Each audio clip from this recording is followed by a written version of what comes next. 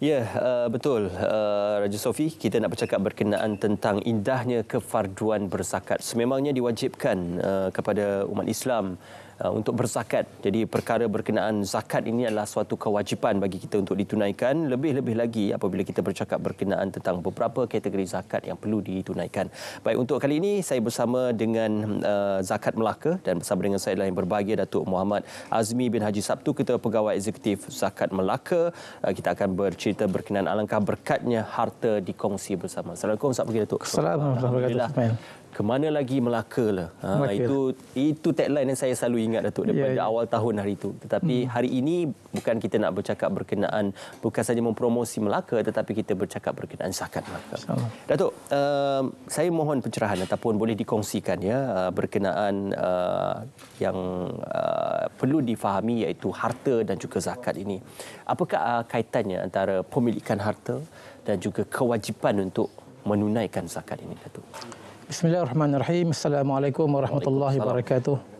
Alhamdulillah wassalatu wassalamu ala Rasulillah wa ala alihi wa ashabihi ajmain. Saya terus menjawab soalan Cik Ismail tadi. Yang mana zakat ini, apa ni, harta ni ada dua, harta dan juga zakat. Harta ni ataupun dalam bahasa Arabnya al-mal. Berarti harta atau barang berharga yang dimiliki oleh seseorang individu ataupun sekumpulan manusia yang merupakan barangan berharga seperti aset tetap, barang perniagaan, wang dan juga haiwan. Itu harta. Sebahagian fuqaha memberikan penakrifan harta atau mal itu adalah setiap sesuatu yang boleh dikuasai dan dimanfaatkan. Dan Dr. Abdul Karim Zaidan juga mengutarakan dua aspek penting dalam membahaskan tentang penakrifan mal, iaitu mampu menguasainya dan juga boleh dimanfaatkannya. Seperti duit dan rumah. Pasal itu konsep harta tu.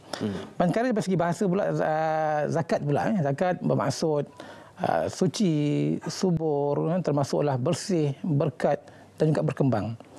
Dari segi syarak pula, zakat adalah mengeluarkan harta tertentu. Dia bukan semua harta itu boleh zakat. Harta tertentu dengan kadar yang tertentu, mengikut syarat-syarat yang tertentu juga, dan kemudian kita agihkan kepada golongan-golongan yang tertentu. Itu zakat. Zakat merupakan salah satu rukun Islam yang 5. Kita semua tahu orang Islam ni ada 5 rukun Islam, dan ianya sudah difardukan sejak tahun kedua Hijrah lagi. Jadi kefarduan ini Allah menyatakan dalam Al-Quran surah Al-Baqarah ayat 267 yang bermaksud, wahai orang-orang yang beriman, belanjakanlah pada jalan Allah SWT sebahagian dari hasil kamu yang baik-baik dan sebahagian dari apa yang kami keluarkan dari bumi untuk kamu. Dan janganlah kamu sengaja memilih yang buruk daripadanya lalu kamu dermakan atau kamu jadikan pemberian sebagai zakat. Padahal kamu sendiri tak sekali-kali akan mengambil yang buruk itu kalau diberikan kepada kamu, kecuali dengan memejamkan mata padanya, dan ketahuilah sesungguhnya Allah itu Maha Kaya lagi sentiasa terpuji. Itu adalah kefarduan yang kita tahu tentang zakat itulah. Jadi keluarkanlah sebahagian daripada hasil usaha kita ni semua yang baik-baik, iaitu kita zakat ni cuma 25% saja yang kita wajib keluarkan zakat. Manakala selebih je 97.5% tu untuk kita belanjakan cara jalan tertentu lah. Jadi kalau kita lihat, zakat ni bukanlah satu yang beban untuk kita keluarkan. Jadi itulah yang tentang juga zakat lah. Ada nilai sebahagiannya daripada bahagian harta tertentu. Yang berbagi Datuk, mungkin diperincikan ya berkenaan, kita selalu mendengar zakat fitrah dan juga zakat harta. Zakat fitrah ni kebiasaannya lah pada bulan Ramadan atau Mubarak. Tetapi zakat harta ini ada perincian dan kategorinya. Apa yang boleh difahami di sebalik perincian dan subkategori bagi zakat harta ini? Semua mesti maklum kita ada dua jenis zakat. Zakat fitrah yang Tuan beritahu tadi, zakat fitrah ni memang berlaku bulan Ramadan saja. Dan sekarang sedang meriah lah, alhamdulillah kita lihat hari ini orang bekerja-kerja untuk menunaikan zakat fitrah.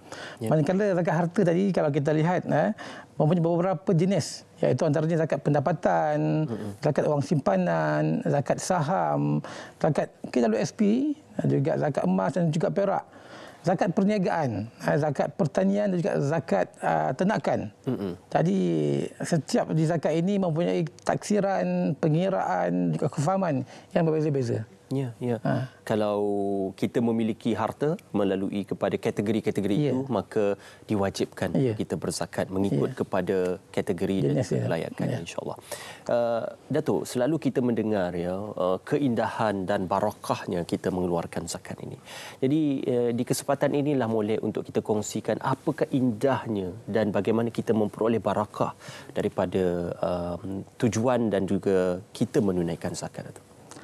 Dalam apa saja yang kita buat tentang amal ini, sebenarnya bila kita dah buat tu baru kita tahu betapa manis, betapa indahnya amal yang kita buat tu. Termasuk dah zakatnya lah. Jadi boleh dikatakan apa juga yang kita buat sama zakat ni, ia boleh dirasai nikmatnya dan nilainya apabila kita tunaikan zakat itu dengan seikhlas hati, insya-Allah. Jadi Allah juga akan memberi keberkatan harta yang diperolehi, seterusnya dijanjikan ganjaran pahala yang berganda di akhirat. Sebenarnya tak kurang pun kata kita ni. Lagi kita berzakat, lagi Allah tambah lagi, insya-Allah, rezeki kita tu. Di samping tu juga amalan berzakat juga boleh membiasakan diri kita ni untuk kita elakkan amalan ataupun sifat-sifat yang mazmumah. Kita bakhil dan sebagainya boleh elak, insya-Allah. Bila kita berzakat, kita rasa kita boleh elakkan. Kalau sebenarnya kita, memanglah kita sayangkan harta kita tu, memang sayang sangat, tapi bila kita berzakat, Allah tambahkan lagi harta itu dan juga kita rasa betapa indahnya kita, betapa kita rasa puasnya kita. Pasal di samping kita cari rezeki, kita boleh membantu yang lain-lain dalam kita mengeluarkan zakat itulah. Dan juga zakat juga boleh mengeratkan hubungan persaudaraan. Dan tentu dalam sebuah masyarakat itu kita lihat ada yang senang, ada yang susah. Dan bila kita berzakat itu memang sudah semestinya kita dapat membantu saudara mara kita ni yang susah. Kita boleh lihat di sekitar kita, kalau kita makan hari ini, kita makan beras basmati contohnya. Di luar tu tak tentu lagi orang ada beras. Atau kalau mereka makan beras yang biasa-biasa saja. Jadi itu pun antara tujuan kita dikenaki sebagai berzakat ni, supaya kita boleh membantu masyarakat kita di sekitar lah. InsyaAllah. Mudah-mudahan. Untuk bagi mereka yang mungkin bermastautin, mencari rezeki ataupun menetap di negeri Melaka sendiri, ada beberapa kemudahan dan juga saluran yang disediakan untuk memudahkan pembayaran zakat itu. Jadi apakah antara cabang dan juga saluran-saluran yang disediakan itu? Alhamdulillah, di Zakat Melaka kita sediakan banyak kemudahan-kemudahan untuk memudahkan masyarakat sekitar ni untuk membayar zakat. Kita ada kaunter zakat di ibu pejabat kita. Kita ada 6 lagi di cawangan kita, di Jasin, di Merlimau, di Masjid Tanah, di Alur Gajah, di Pulau Sebang dan juga di UTC. Itu kaunter kita tetap. Di samping itu kita juga ada kaunter bergerak, ada van kita bergerak ke setiap daerah untuk menguntit zakat. Dan juga kita juga ada buat laman web kita, boleh bayar melalui laman web kita www.aizakat.com. Kita boleh buat, kita juga melantik ejen ataupun amil zakat untuk memudahkan. Sekarang contohnya di Melaka zakat fitrah, kita melantik 1029 orang amil untuk mengutip zakat fitrah, contoh begitulah. Di samping itu kita juga lantik ejen-ejen lain untuk zakat-zakat. Di samping staf kita sendiri pun membantu mereka untuk memudahkan mereka bayar zakat. Di samping itu kita juga buat skim pertukaran gaji. Kita juga ada JomPay, mobile apps, Melaka Pay. Kita boleh juga gunakan kad kredit dan sebagainya. Jadi semua itu kita buat semata-mata untuk memudahkan masyarakat khususnya di Melaka untuk mengeluarkan zakat, insya-Allah. Insya-Allah. Alangkah berkatnya harta ini dikongsi bersama ataupun rezeki ini dikongsi bersama. Apa yang boleh disimpulkan yang berbagi, Datuk? Kerana mungkin ada yang masih lagi masih berat lagi untuk mengeluarkan sebahagian daripada harta ataupun wang itu untuk berzakat, Datuk. Agama Islam mendidik kita dan menuntut kita agar benar-benar patuh dalam menunaikan setiap perintah Allah. Kita tahu zakat itu wajib. Justru itu setiap rakyat Islam mesti tahu bahawa zakat itu perlu mereka keluarkan. Lepas tu zakat juga satu perkara yang pokok utama dalam kita nak menegakkan syiar Islam ni. Kita tahu Islam juga terbina atas 5 asas yang pertama. Nabi pernah bersabda, "Bunayil Islam ala khams, syahadah an la ilaha illallah Muhammadur Rasulullah, wa iqamis salah, wa ita'iz zakah, wa shaum Ramadan, wa hajjal bait man istata'a ilaihi sabila." Terbina Islam itu atas 5 asas. Pertama solat. Kedua pertama syahadah tu. Kedua solat, yang ketiga zakat. Barulah puasa dan juga akhirnya haji bagi mereka yang mampu. Jadi di situ juga melihat betapa pentingnya kalau kita memang kita mampu dan kita selayaknya mengeluarkan zakat, kenapa tidak kita keluarkan zakat? Ya. Kerana kalau tak, macam mana nak sempurna Islam kita? Itu yalah, bila bercerita tentang zakat ni memang kita mesti kaitkan itu atas kefarduan kita sebagai orang Islam. Di samping itu juga zakat ni sebagai satu ibadah yang menghimpunkan kedua-dua hak dalam pelaksanaan, iaitu hak kita kepada Allah dan hak kita sesama umat. Kita kena pertama zakat itu kita kena di samping perintah itu yang Allah perintah bagi kita untuk keluarkan juga. Kita juga dalam masa yang sama kita mestilah memastikan masyarakat kita di sekitar kita ni kita dibantu mereka ni atas zakat yang kita keluarkan. Jadi kalau kita semua boleh jalankan ke semua itu, insya-Allah saya rasa masyarakat Islam khususnya akan jadi lebih baik dan teratur lah. Dan juga kita orang Melayu selalu kata orang yang memberi itu lebih mulia daripada orang yang menerima. Dan juga kita juga tahu orang berbudi kita berbahasa, orang memberi kita bawahnya akan merasa insya-Allah. Jadi itulah sebagai kesimpulannya lah insya-Allah. Alhamdulillah.